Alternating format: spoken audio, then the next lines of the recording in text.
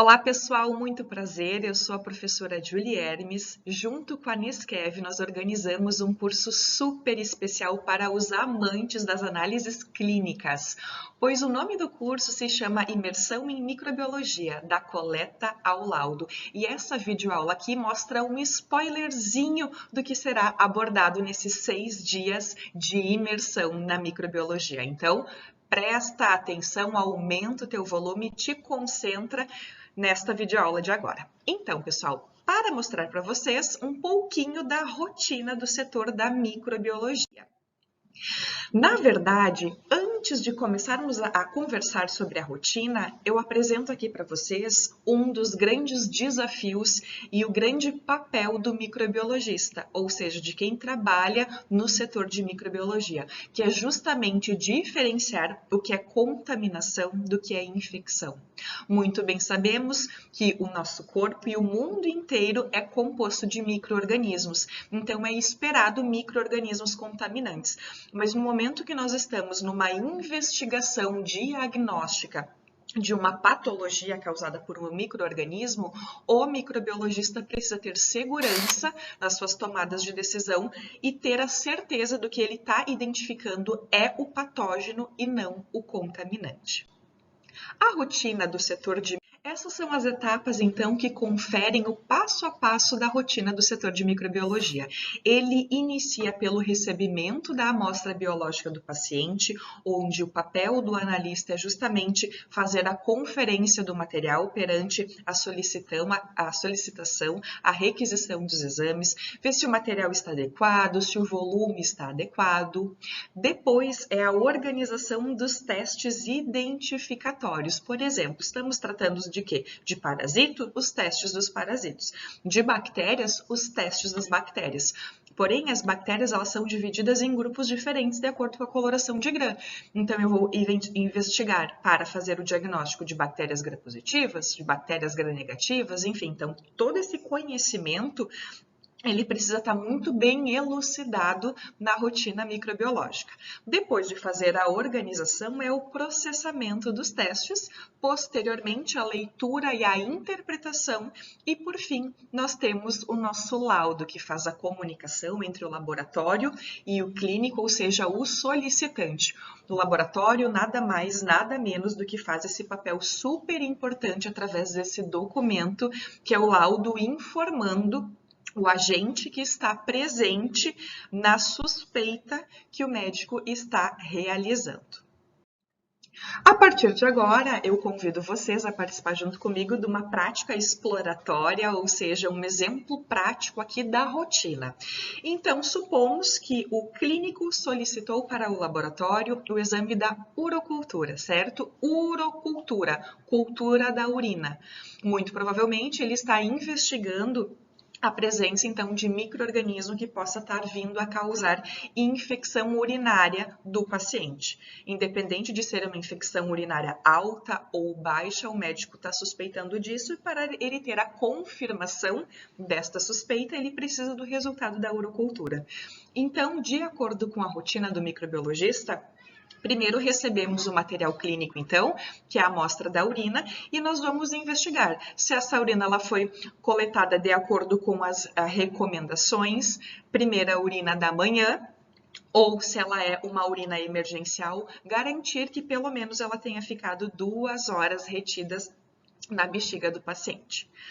Depois disso, desse recebimento, vamos para a parte da microscopia, ou seja, vamos analisar essa amostra urinária para ver se tem presença de bactérias e qual é o tipo. Então, aqui é um exame direto e também uma coloração de Gram, que no curso eu explico justamente a importância dessa etapa e a diferença da aplicação destes testes.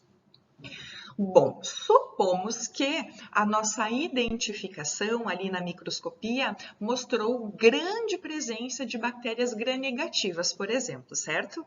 De acordo com esse pressuposto, a gente vai conseguir selecionar os meios de cultivo para fazer a cultura da urina.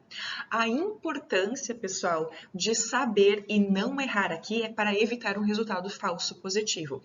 Por exemplo, Os meios de cultura, eles têm características e finalidades diferentes. Existem meios de cultura seletivos, meios de cultura não seletivos, meios de cultura que têm a adição de antibióticos e de outras substâncias para inibir o crescimento de classes de micro-organismos, enfim.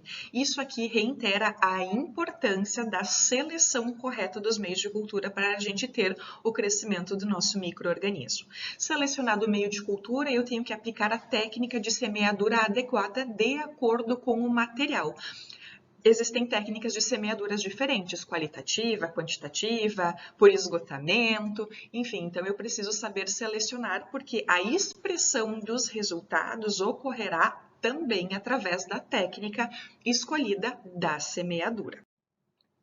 Posteriormente a isso, a nossa plaquinha de Petri com os meios de cultura selecionados vão ser incubados e 24 a 48 horas depois a gente vai analisar a morfologia colonial, que é reconhecer o crescimento bacteriano, como está exposto aqui nessa imagem que vocês conseguem enxergar.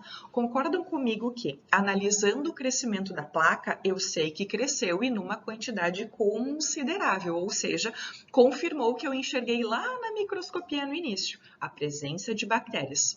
Pois então, agora eu vou confirmar de novo por uma microscopia para ter certeza, por exemplo, que é uma bactéria gram-negativa.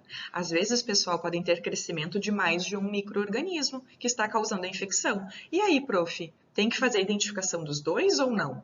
Isso eu te respondo no curso e muito mais.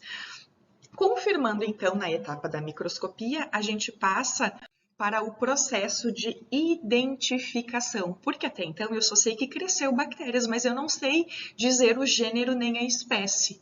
E para um laudo médico, o médico precisa saber qual é o agente patológico que está causando a infecção no paciente que está presente naquele material biológico. Então, aqui eu trago para vocês um exemplo dos testes identificatórios das bactérias gram-negativas que se chama bioquimismo bacteriano. Por último, e não menos importante, não adianta, pessoal, nós entregarmos um laudo apenas com o nome do micro-organismo.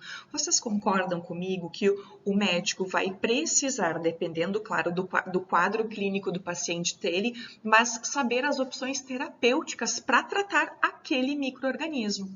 Então, a finalização da nossa urocultura é através da realização do antibiograma, ou do TSA, teste de susceptibilidade aos antimicrobianos, onde o laboratório escolhe, então, as drogas que são pré-determinadas para eliminação de micro-organismos gram-negativos, por exemplo, faz a seleção dos discos antibióticos, faz o teste e reporta no laudo a resistência, a sensibilidade e a zona intermediária daquelas opções medicamentosas contra aquele micro-organismo.